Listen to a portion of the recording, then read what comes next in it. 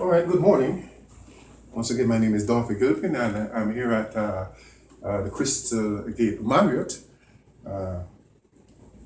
Crystal City, Arlington, Virginia.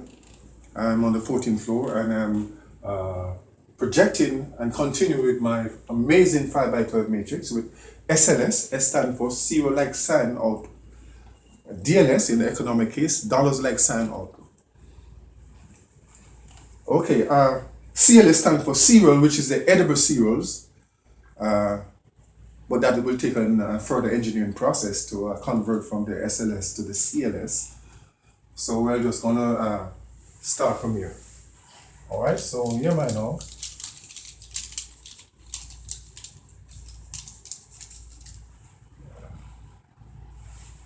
And suppose now arbitrarily, we take now M, H, and say B,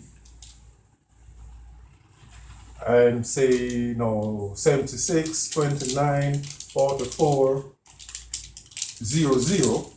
I'm taking up these randomly from my head. Well, the first one I take up randomly, but the next one I will take it on in an AP series. MHB 76, 29, 44, 01. MHB 76, 29, 44, 02. MHB 76, 29, 44, 03. MHB 76, 29, 44, 04. And here we have now a 5 by 11 in the bracket. And as we said now, the mid one will be take on the form H here, H, H. All of these will be H. But it will be still unique only by 1. This is 0, 0, this is 0, 1, 0, 2, 0, 3, 0, 4. That's the only difference here. It's in the last digit of the 5 by 11, which is the one enclosed in the bracket. This could take on the form, say, H subscript 11, subscript 12, subscript 13, subscript 14, subscript 15, or it could take on the form H15 or I'm just thinking of numbers, H6, H9, we should make this one different. But even if these are the same, it will be still unique because this 1, 2, 3, 4 would make it unique. Well, whenever it's in the sort of the sequential form, which I said it sometimes at the ATM machine, you'll see the generation of the 5 by 11 comes out in this form. Then the obvious solution is the continuum of this. So this is the solution, not to use the method introduced to you, which are the PDA methodology, which is consistent and a systematic algorithm that works. But if you want redundancy, you could use it. But like I said, we want unique. So I'm going to say NHB now, 76, 29, 44, 05. And there's a field for this, a frictionless field, MHB, 76, 29, 44, 06. And even a child could do this one. MHB, 76, 29, 44, 07.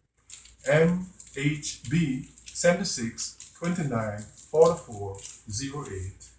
MHB, 76, 29, 44, 09. MHB, 76, 29, 44, 10. MHB, 76, 29, 44, 11.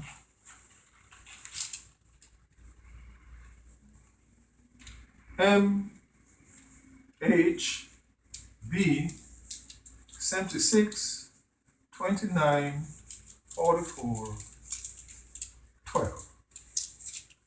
MHB, 76, 29, 44, 13. M, H, B, 76, 29, 44, 14. M, H, B, 76, 29, 44, 15.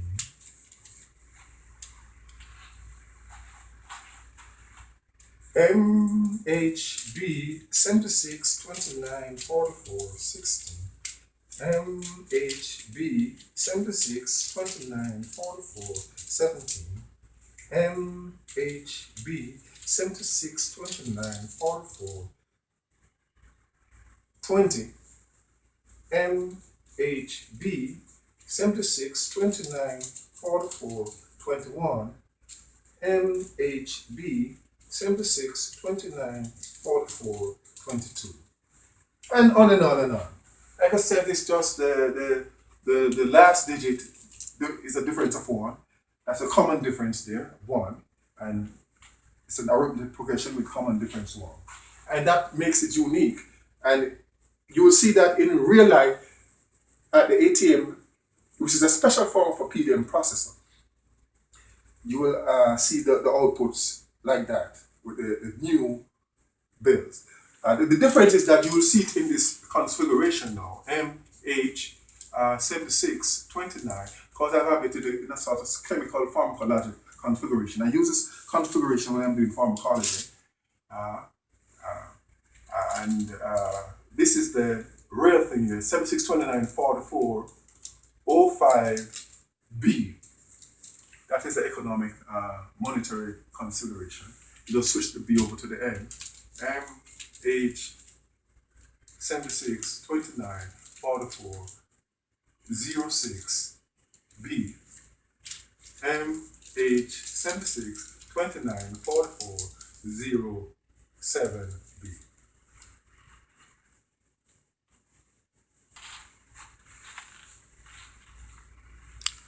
All right, and we go on and on and on.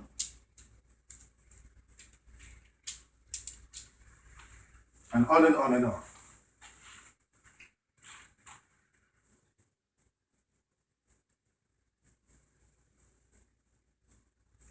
So those of you who want to continue, you could continue and do endless possibility of this.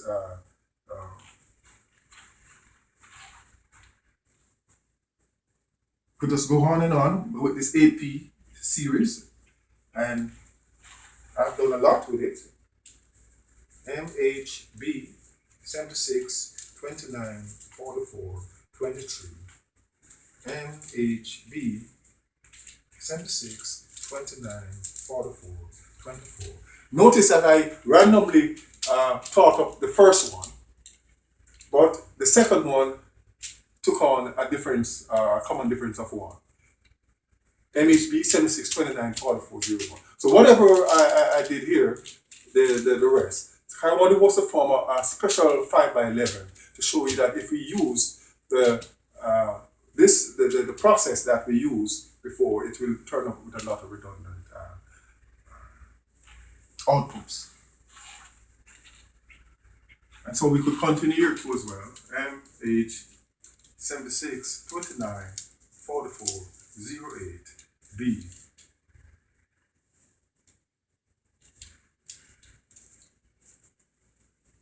This could be subscript or B number.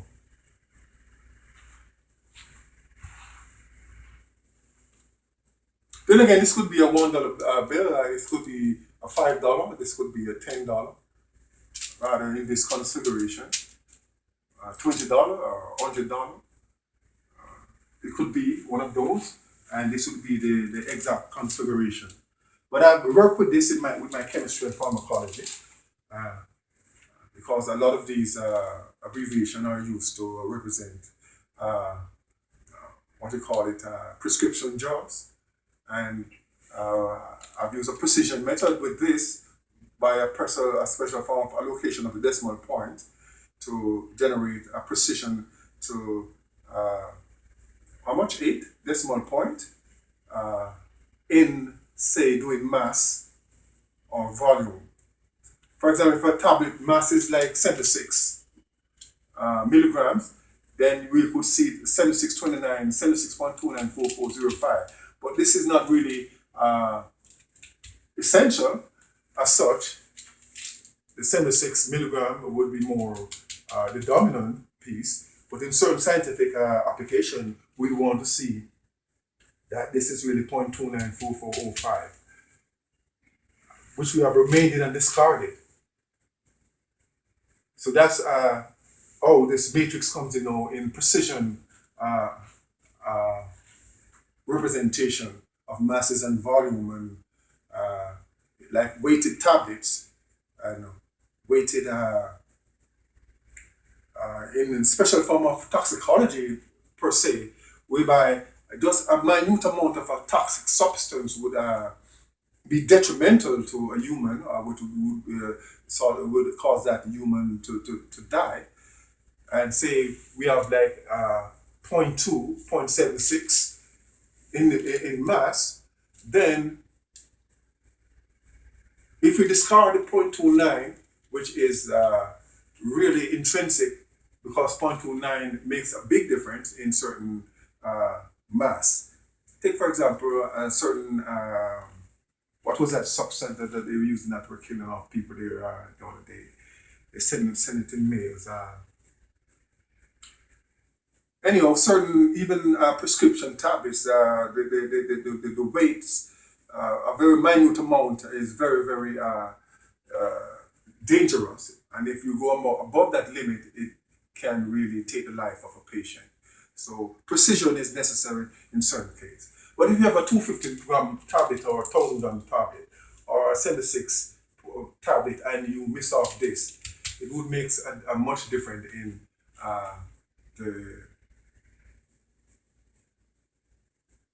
the amount that the patient takes. But that again is something else to be looked at in the pharmacology and chemical pharmacology application.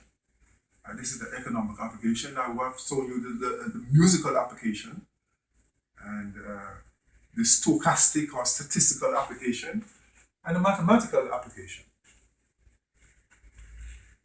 I sort of differentiate statistics from maths, but that's very close correlates, the statistics and math. But I give you the example that I took this to one of my professors when I was in the proof that it was generating this magnanimous amount of output, unique output.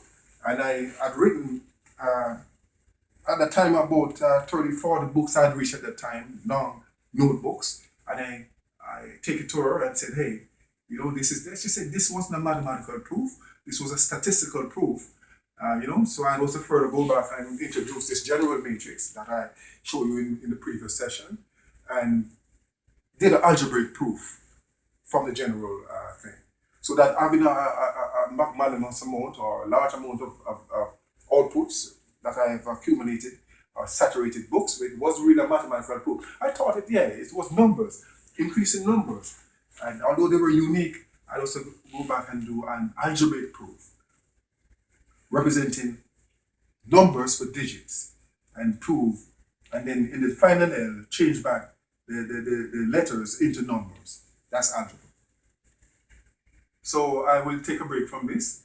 So we could continue with this, and this is a real life event, so with the sequential thing, as I told you that if you go to the ATM machine and note, then you'll see that your thing come out in a sequential form. But when it comes out in a use form, a certain ATM thing, you note that it comes out in a random form, a random form. So I could continue with this here, MH76 24 44 09B, common difference MH76 24 44 10B, MH76 24 44 11B, MH76 24 44 12B, and so on and so forth, coming down the line, and we generate a whole bunch. Well, like I said, the child age or whatnot could count, and if they can count, take part in this process. The other method might be a little bit more tedious for with proportional to the age as it goes up there, but some mathematical genius at a young age will be able to handle the algorithm that generates the output. So let's take a break from the amazing matrix, and I'll be going on with some electrical applications, which is a completely different thing, using circuit analysis. So this is really something different from the previous. So let's call this another session with the amazing 5x12 matrix.